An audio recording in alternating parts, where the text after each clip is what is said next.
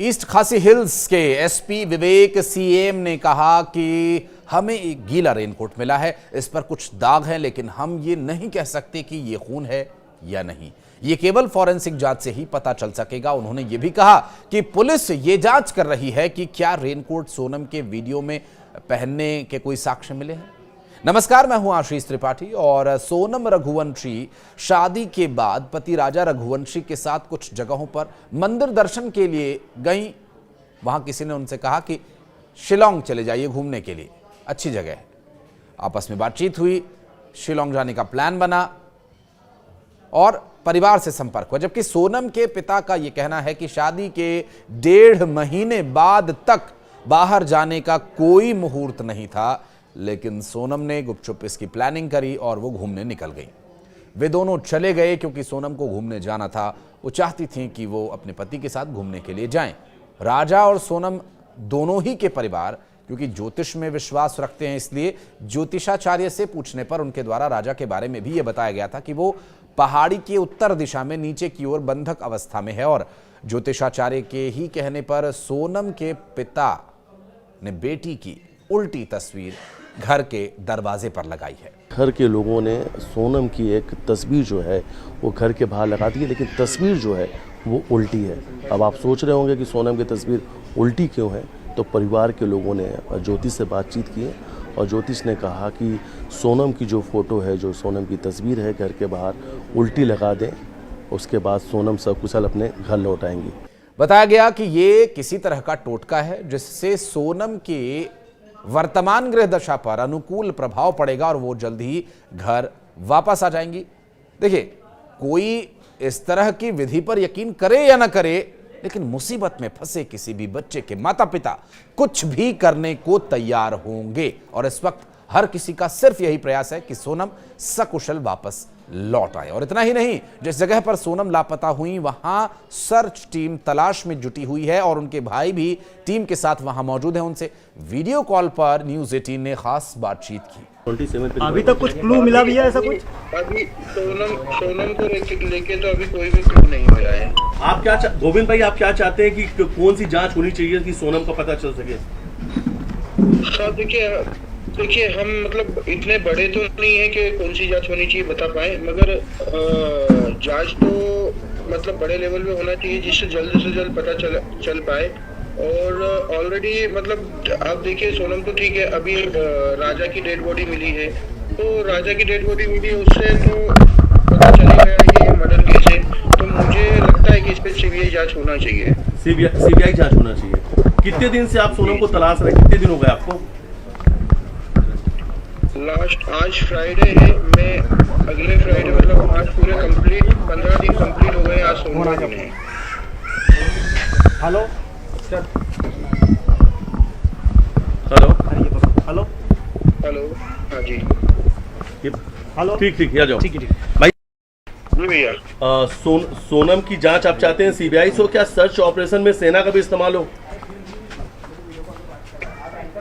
साहब देखिए, यहाँ की गवर्नमेंट जो भी करे वो मुझे आइडिया नहीं है। देखिए हम मतलब एक नॉर्मल आदमी है, तो मुझे आइडिया नहीं है कि यहाँ पे क्या सीबीआई जांच बिठाए या सीबीआई जांच। तो हम अभी सिर्फ डिमांड कर रहे हैं कि राजा की जो डेड बॉडी मिली है उसको यहाँ की गवर्नमेंट ने बताया कि वो मर्डर केस है, तो उस हिसाब से इस पे सीबीआई जांच बिठाना चाहिए। क्योंकि अधिकतर हमने मेघालय में आके सुना है कि जिस एरिया में ये गए हैं वो एरिया बड़ा सेफ है और वहाँ पे कुछ होता नहीं है।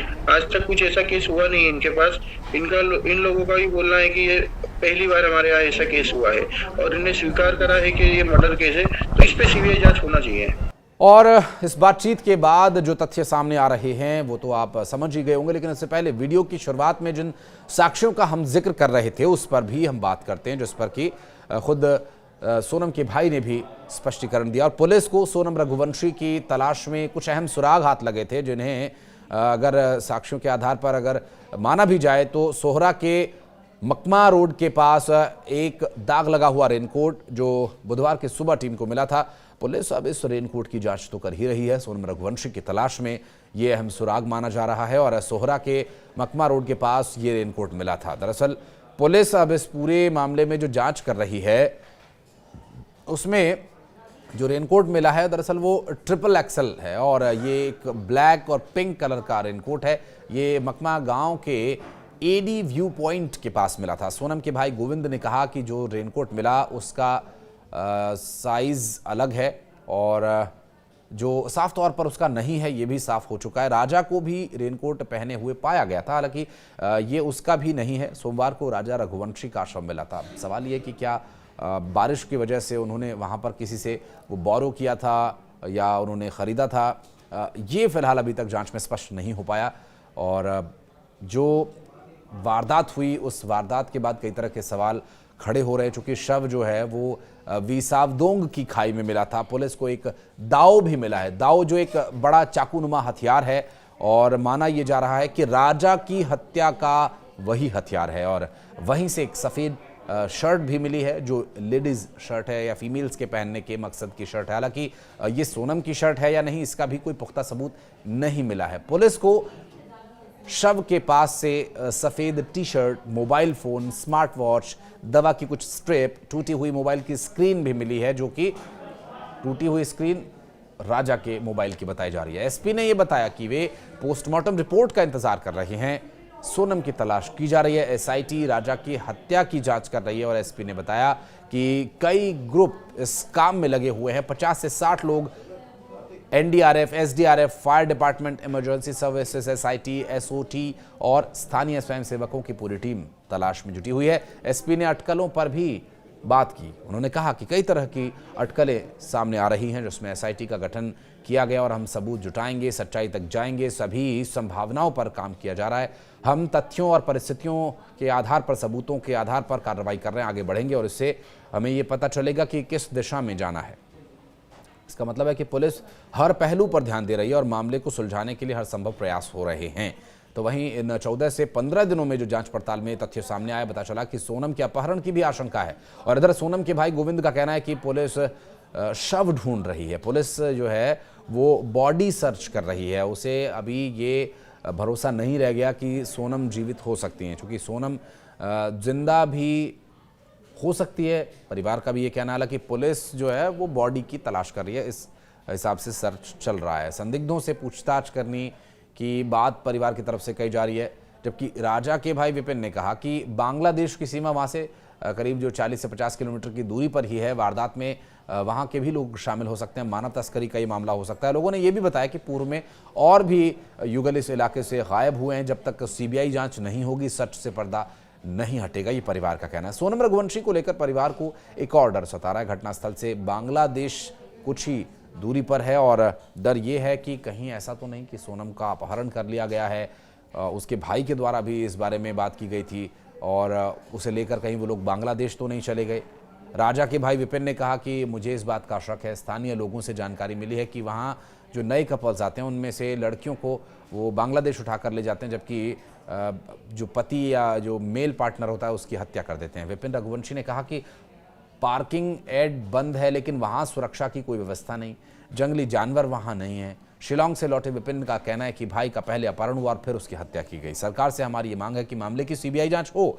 आखिर क्या हुआ था वहाँ जहाँ चाकू मिला, अन्य सामान जंगल से मिला, इस वक्त की एक अहम सवाल बना हुआ है जिसमें कयास कई तरह के लगाए जा रहे हैं। बहरहाल कुछ लोगों का ये कहना है कि ये तो बहुत शांत इलाका है, यहाँ तो ऐसा कुछ होता ही नहीं है। और कुछ लोग कमेंट सेक्शन में इस तरह के सवाल भी करते हैं कि आप झूठ क्यों फैला रहे हैं और इस तरह की कोई घटनाएं वहाँ नहीं हुई हैं। ये कोई हम अपने आप से नहीं बताते, वहाँ के लोगों से जो बात हुई है। और जैसा कि आपने वीडियो कॉल पर सुना भी, जो सोनम के भाई गोविंद हैं उन्होंने भी ये बात कही है। तो इसी तरह के तथ्य लोगों से बातचीत में जो तथ्य और जो डिटेल्स हमारे पास आती हैं वो हम आप तक पहुँचाते हैं। कोई झूठ फैलाना या भ्रम फैलाना या सनसनीखेज खबर को बनाना, ये हमारा इरादा कभी भी नहीं होता है।